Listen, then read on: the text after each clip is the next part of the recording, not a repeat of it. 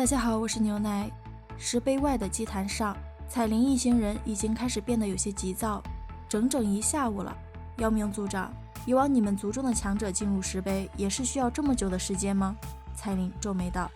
迟疑了一下，妖明缓缓摇头，表示他们一族的强者，凡是进入石碑的就没有超过半个小时的。不过萧炎灵魂力量异常强大，应该不会出现什么意外。彩铃闻言更是觉得心里很是不安，强迫自己冷静下来，才不过半个小时，他就坐不住了。就在他起身的那一刻，萧炎回来了。猛地睁开双眼，萧炎脸色瞬间变得惨白，之前灵魂受的伤立马反映到身体上。彩铃三女看到萧炎一阵猛咳，甚至嘴角渗血的时候，心里都是一慌，连忙上前问萧炎有没有事。缓过一口气后，萧炎摆了摆手，表示自己没事，并感慨这黄泉妖圣的残魂果然恐怖异常。萧炎兄弟，连你都奈何不了其中残魂？姚明一听萧炎这话，以为萧炎失败了，整个人都有点懵。然而下一秒，石碑之上突然传来异象，随着一个嘴型在那一指一掌印上方出现，萧炎淡淡的声音也随之传来：侥幸险胜。不过那石碑中的残魂已经消散了。随着萧炎的话音落下，一种奇异的波动猛地从那嘴中散发而出，是黄泉天怒。妖明狂喜，连忙盘腿坐下，想要用灵魂之力去接收奇异波动中所蕴含着的诸多信息。然而下一秒，妖明直接一口鲜血喷射而出，身形更是跌落到祭坛之下。他还没有资格修炼黄泉天怒。片刻后，萧炎看着一身狼藉、面色惨白的妖明飞掠上来时，出声安慰他：不用着急，毕竟修炼之法已经铭刻在石碑上了，总有能达到修炼条件的一天。妖明闻言却是长叹了一口气，自己2星斗圣后期的实力都是不行，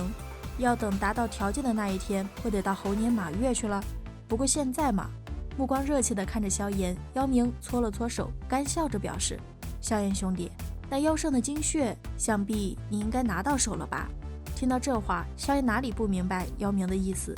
萧炎一开始就没想过要吃毒食，不过他也不是能吃亏的主。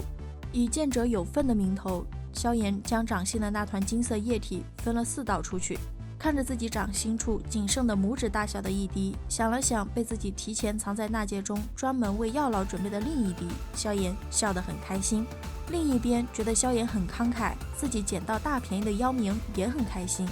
欢天喜地的将精血收好。妖明表示自己有信心在3年之内冲击3星斗圣了。趁着现在氛围正好，萧炎出声同妖明说明自己其实有一事相求。妖明知道让萧炎尽管开口，就是要当九幽地冥蟒族的副族长，他都答应。萧炎对副族长可没有什么兴趣，简单的将太虚古龙一族的事情说明以后，妖明认为自己听明白了萧炎的意思，连忙拍着胸脯跟萧炎保证：放心好了，我九幽地冥蟒族绝对不会帮助三龙岛。然而萧炎真正想要的可没有那么简单，毕竟就算九幽地冥蟒族不插手，天妖皇族的人也肯定会出动强者帮助三龙岛的。萧炎真正想要妖明做的是帮他把天妖皇族派出的强者全部中途截杀。妖明知道萧炎真正的意图后，有一点迟疑，因为这意味着九幽地冥蟒族日后将会完全与天妖皇族对立。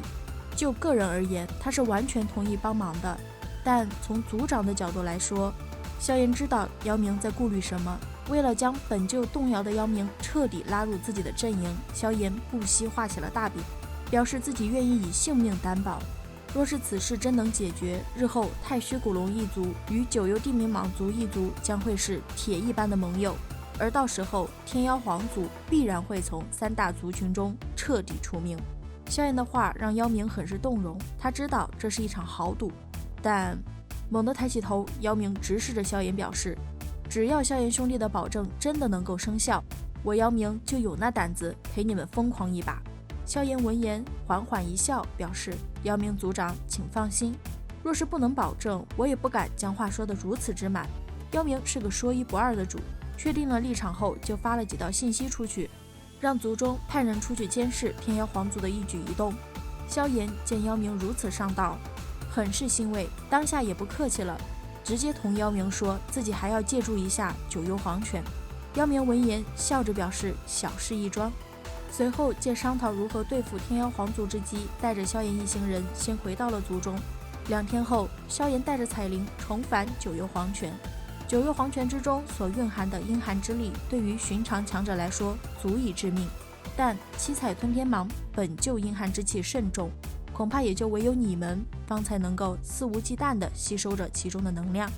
望着那弥漫着寒气的九幽黄泉，萧炎偏头对着彩铃笑道，然后手掌一握，一个玉瓶就出现在了萧炎的掌心。这是菩提大还丹，9品宝丹，能够大幅度的提升进入半圣的成功率。关键时刻你将它吞服，或许能够带来不小的效果。将玉瓶递给彩铃，萧炎又道，伸手接过玉瓶。彩铃微微点头，并未说话，只把玩着玉瓶，不知道在想些什么。萧炎却是不自觉的又同彩铃交代，你此番修炼并非一帆风顺，而且所需要的时间恐怕也不会太短，不必担心，我会为你护法，若是中途我有事离去，也会嘱咐妖冥派人守护你。就这样听着萧炎的唠叨，彩铃的心一寸一寸变得柔软。某一刻，彩铃突然停下把玩手中的玉瓶。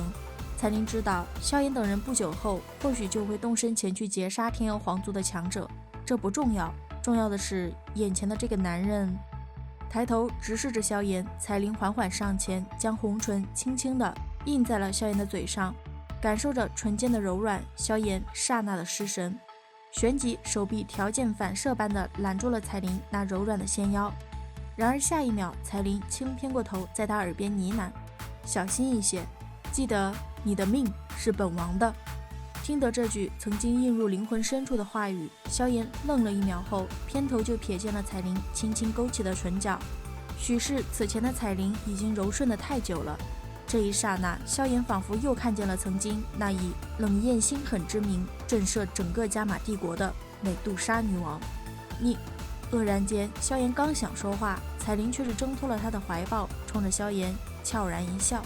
就化为了那庞大异常的七彩吞天蟒，头也不回地冲进了九幽黄泉之中。无意识地摸了摸自己的嘴唇后，萧炎目光复杂地望着面前已经平静下来的湖面。自从生了小潇潇之后，彩铃的性子变得柔顺许多。萧炎一直以为是母性使然，如今他才明白，